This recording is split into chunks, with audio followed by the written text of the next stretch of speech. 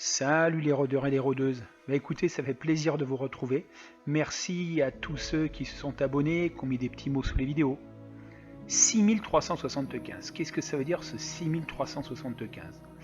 Déjà regardez la Starlet, elle clignote dans tous les sens, elle est bien chargée comme un baudet. Donc qu'est-ce qui va se passer? 6375 km, c'est le kilométrage de la Starlet. Et là, ce sont les grandes vacances, donc nous partons pour 3 semaines afin de visiter, comme vous l'avez vu dans le titre, les Balkans. Alors ce qu'on vous propose, c'est de partager ce voyage avec nous.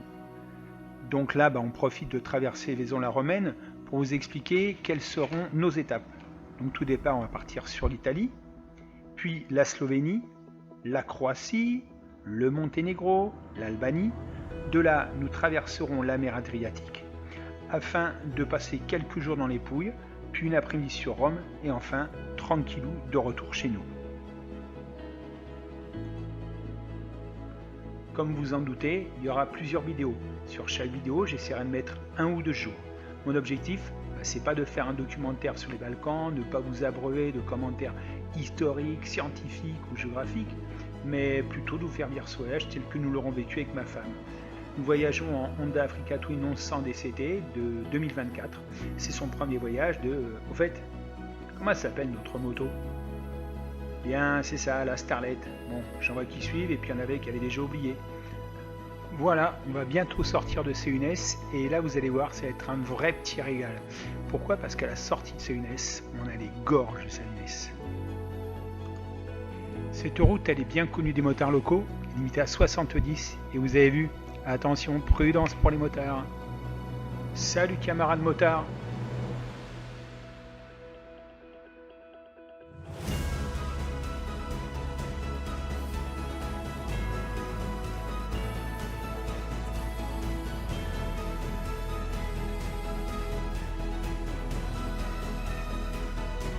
Nous sommes dans les baronnies provençales, c'est super beau, ça sent super bon, on a déjà traversé quelques champs de lavande, il y en aura encore. Bon, désolé, on ne peut pas partager les odeurs.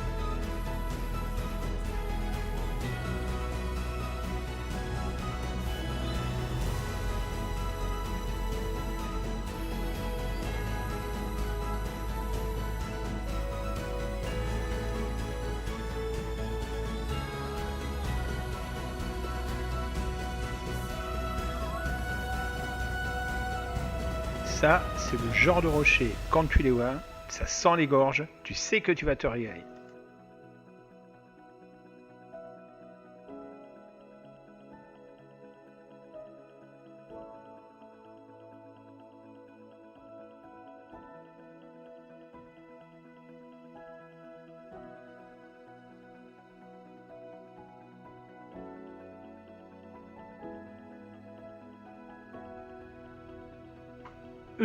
Alors là, j'ai eu un petit peu peur parce que bon, je vais pas vous mentir, on a toujours peur que ce soit des mips sur le bord de la route. C'est tellement beau, la route est tellement belle que bon, c'est pas que je roule comme un dingue, mais des fois on a tendance à se laisser aller.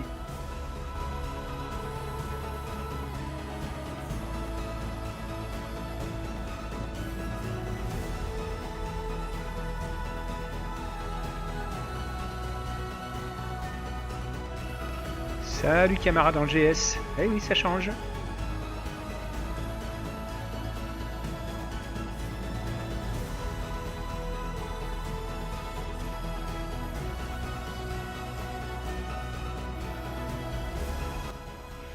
Alors là, connaissant bien ma passagère et voyant comme est la route, j'en connais une qui est en train de se régaler. Et franchement, c'est vrai que c'est un vrai billard, un vrai plaisir. Allez, continuez de vous régaler avec nous.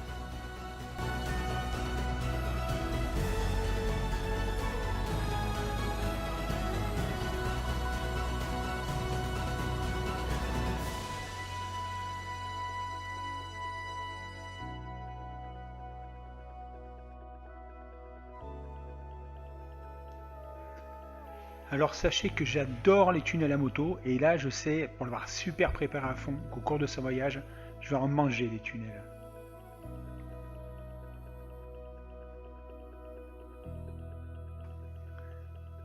Allez, j'en profite pour vous expliquer comment on s'est retrouvé là. Alors en fait, on devait partir vers 10 heures pour être en pleine forme et on avait prévu de prendre l'autoroute jusqu'à Gênes parce qu'on savait que ces 2 premiers jours, on avait beaucoup de route.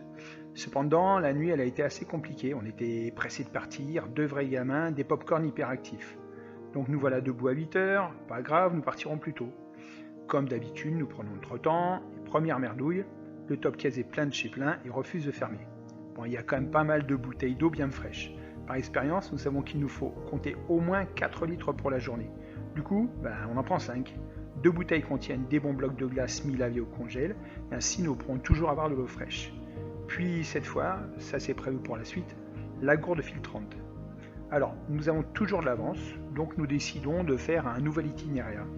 À savoir, on prendra l'autoburk jusqu'à Orange, puis ensuite les gorges de Saint-Mel, le col de Faye, Sabine-le-Lac, Guillès, Saint-Véran, le col d'Aniel, et enfin Fresonara en Italie. Donc au départ, on avait prévu de faire environ 6h30. Là, c'est prévu pour 780 km avec 13h30 de moto. Ce qu'on sait, c'est qu'on va se régaler. Et ça, de toute façon, c'est tout nous.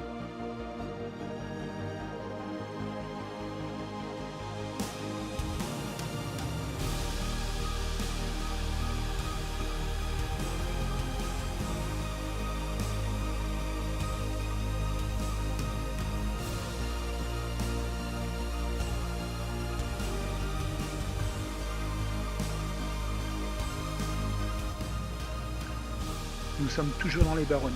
Regardez-moi cette petite route, ce paysage. Je suis sûr que ça vous donne envie. Si vous ne connaissez pas, n'hésitez pas, venez dans les Baronnies, c'est magnifique.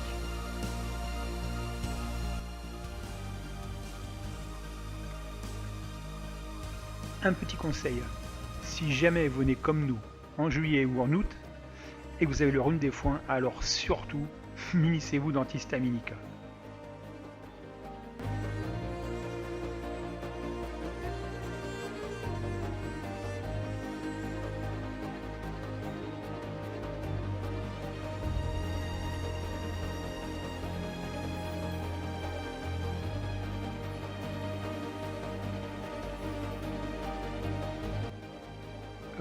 Là, plus ça va, moins c'est large. À cette vitesse-là, bientôt, il va falloir que j'enlève les valises. C'est même vraiment pas large.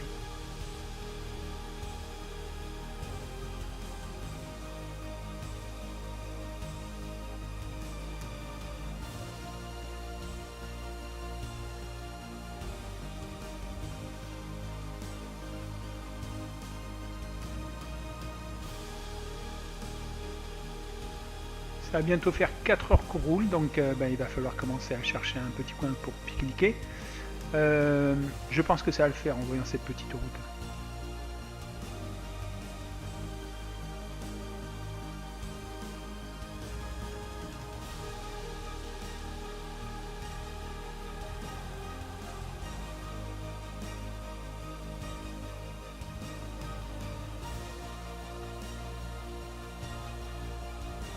J'en étais sûr quand on a pris cette petite route que je trouverais un super coin pour pique-niquer. Franchement, il y a pire comme vue pour manger, non? Donc là on va avoir de l'ombre, la moto est à l'ombre, et puis ça y est, on va pouvoir boire un bon petit coup parce que là ça y est, il commence à faire chaud.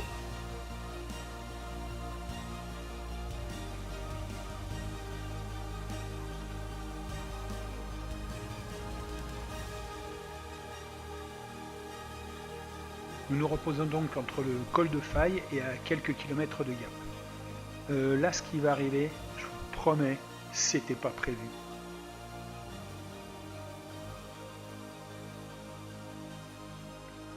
Eh ouais.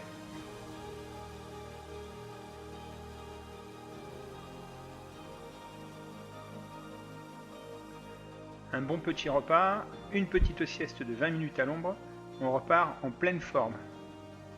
Alors comme vous voyez, pas mal de vergers dans le coin, des pommiers, des poiriers, des pêchers, des pruniers, des cerisiers, des abricotiers, des prends-ton-pied, parce que ça tourne pas trop et c'est pas plus mal, on peut digérer tranquillement.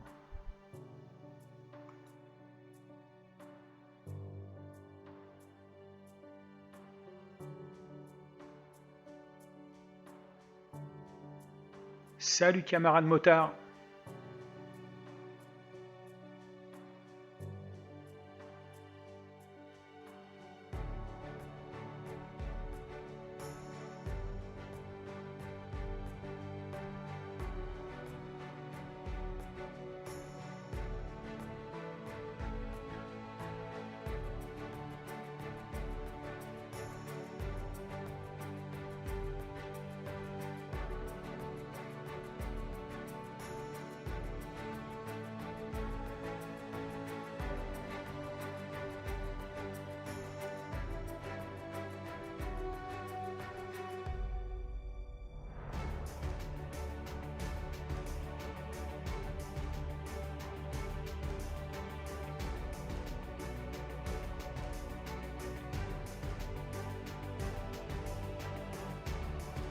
Salut camarade motard. Oh oh.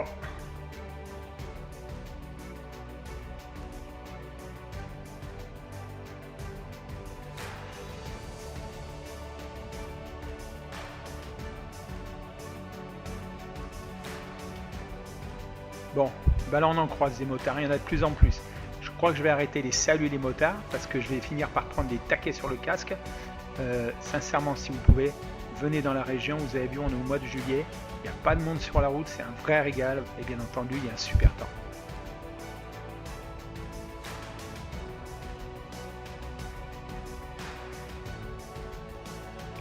Tip, tip, tip, tip, tip, tip, tip. Donc ça veut dire que c'est la petite minute culturelle. Donc en fait, nous sommes en train de longer le lac de Serponçon. Donc c'est un lac qui contient 1 270 millions de mètres cubes d'eau, c'est-à-dire 320 000 piscines olympiques. Sa superficie est de 28 km², c'est environ 1555 terrains de football. Il fait 20 km de long sur 3 km de large et sa profondeur maximale est de 90 mètres. Ce lac est situé dans les Hautes-Alpes et dans les Alpes de Haute-Provence.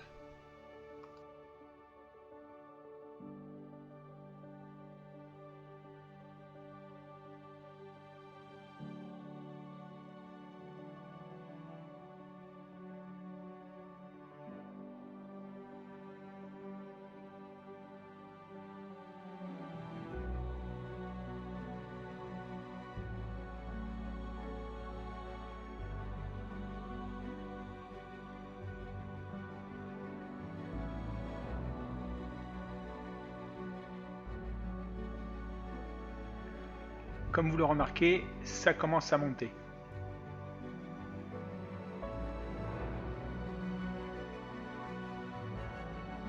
Salut camarade motard. Tip tip tip tip tip tip tip. Et oui, c'est notre petite minute culturelle. Donc l'aménagement du barrage a imposé la destruction de 2 villages et le déplacement de plus de 1000 personnes. Le premier village, le village d'Ubaye, n'a jamais été reconstruit et le second, le village de Saline, qui a été en grande partie submergé, a été construit plus haut sur la rive gauche.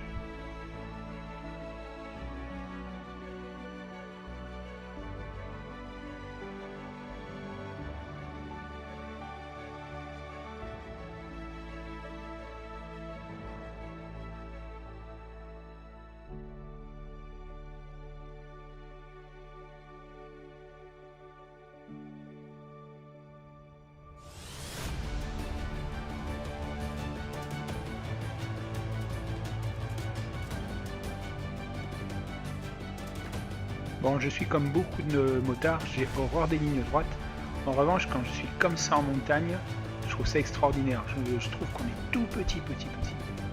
C'est magnifique.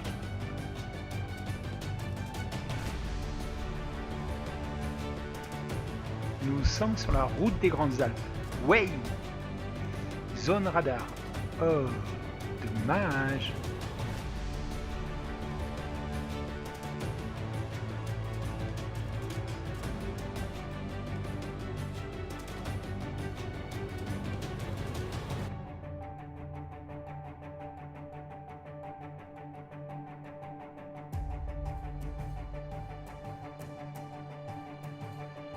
Nous entrons dans les gorges du Guil, qui sont la porte d'entrée du Queyras.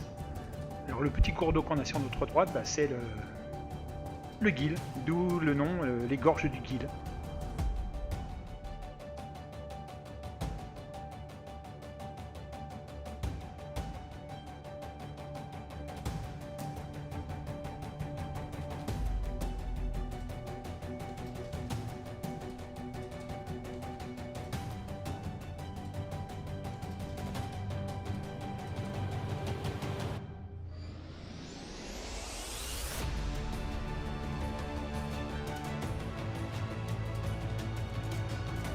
Traversons Château Queyras, le château a l'air magnifique.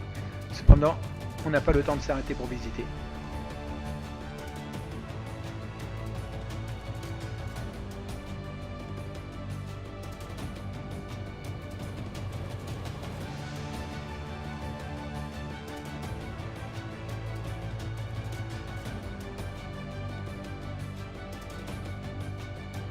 Salut camarades motards.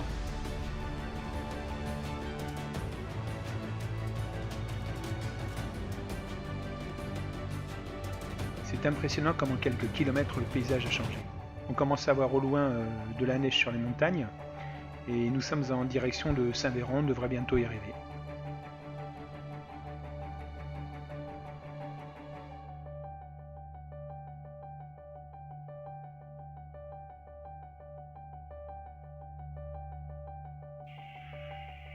Nous voilà à Saint-Véran, considéré comme la plus haute commune d'Europe, qui culmine à 2042 mètres.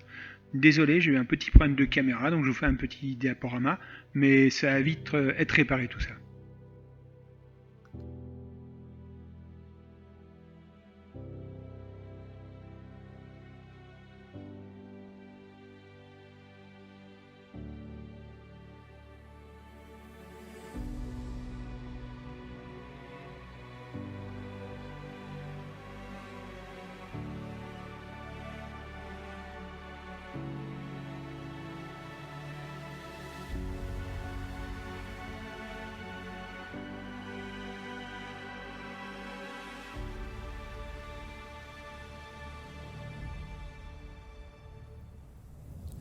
Si vous passez dans la région, je vous recommande de visiter Saint-Véran. Le village est vraiment typique. Il y fait frais, ça fait du bien.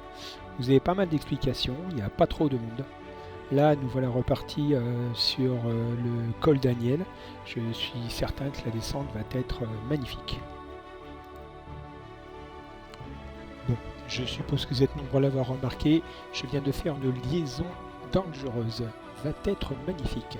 Bon oui, effectivement, la descente va être magnifique et elle est super magnifique même. Et puis de toute façon, on est en vacances, donc on en profite, on se lâche.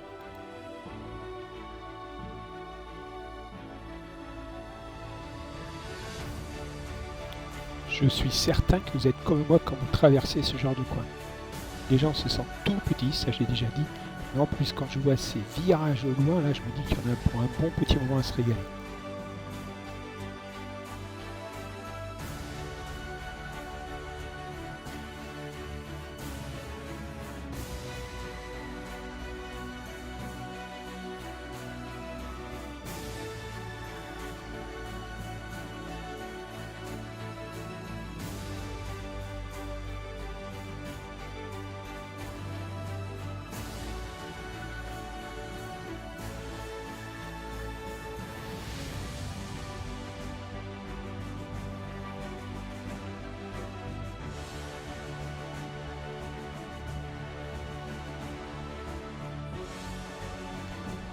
Heureusement qu'il n'y a pas grand monde parce que c'est pas facile de garder les trajectoires. J'ai envie de regarder à droite et à gauche tellement c'est joli.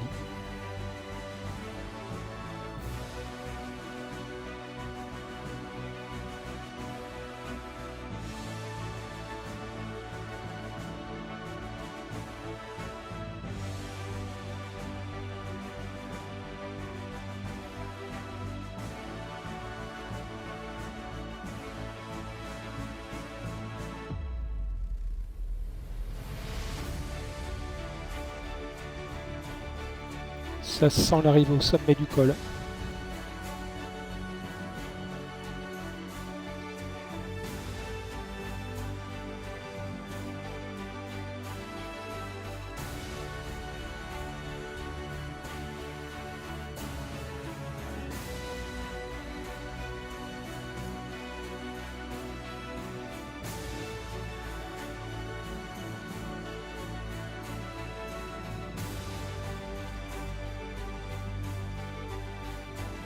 Ma femme en France, moi en Italie, tout un symbole. On est amoureux des deux pays.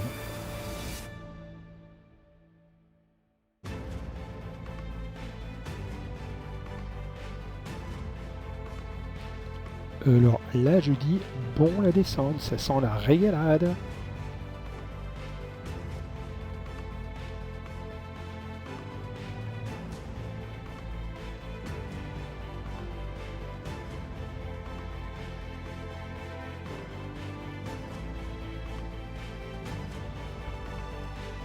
Oh oh, un bouquetin.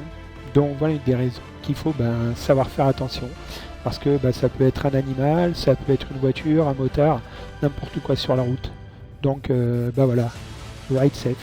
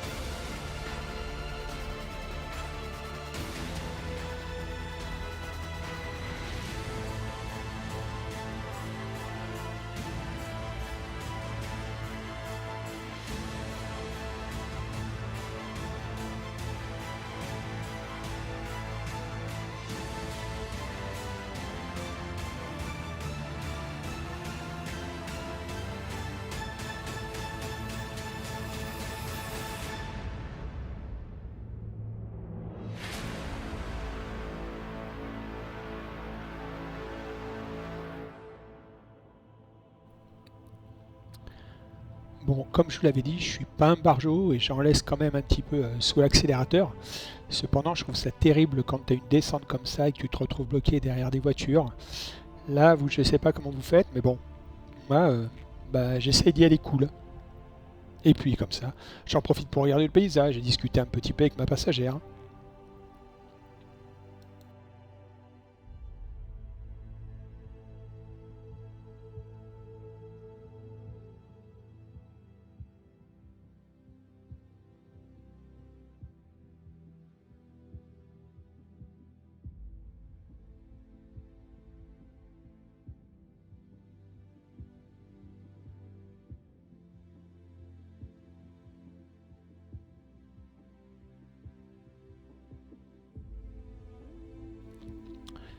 Bon, ben désolé camarade motard, mais là, franchement, ça devient un petit peu long et on a encore de la route à faire.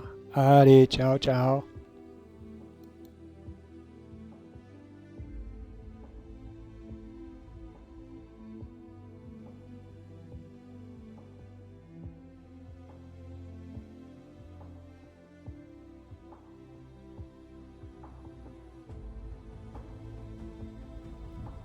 Comme vous l'avez remarqué, nous sommes dans la vallée de Vareta. Donc c'est une vallée qui se trouve dans le Piémont. Et le cours d'eau que nous longeons, bah, c'est la Vareta. Ça marche comme en France, même si tu es en Italie. Tout pareil.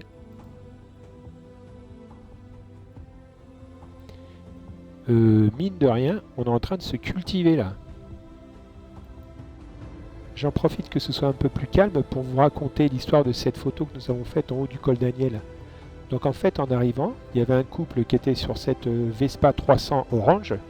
Et il s'avère que c'était un couple qui venait du Luxembourg, qui était pour 3 mois en France. Donc on a trouvé ça super étonnant de faire ce périple.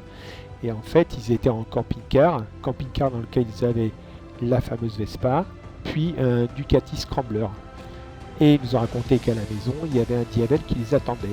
Donc ils nous ont permis de faire cette photo qu'on a trouvée sympa étant en Italie, de faire cette photo sur cette petite guêpe. En tout cas, ça fait un moment que ça bouchonne. Et effectivement, il y a une bande blanche. Ah, merci de se pousser, c'est super sympa ça. Donc oui, il y a une bande blanche, mais je pense que nous sommes tous comme ça à le faire.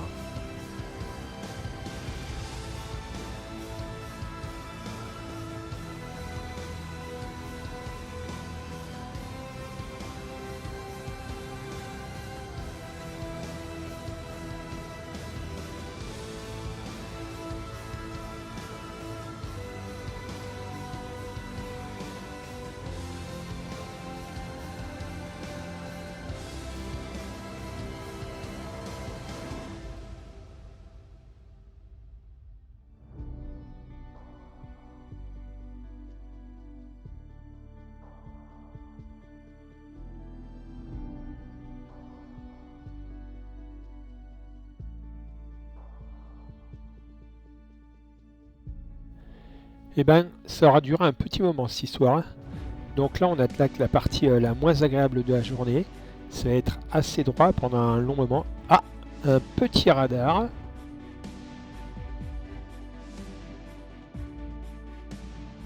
Il est là. Mais bon, il fallait qu'on prenne cette route absolument pour arriver sur Frezonara.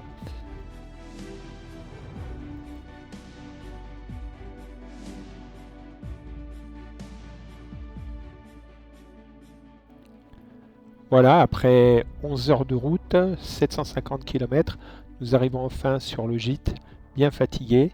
N'hésitez pas à mettre des petits commentaires, un pouce en l'air, ça fait plaisir. Et puis n'oubliez pas que la plus jolie des motos, c'est celle que vous chevauchez. À bientôt, ciao ciao.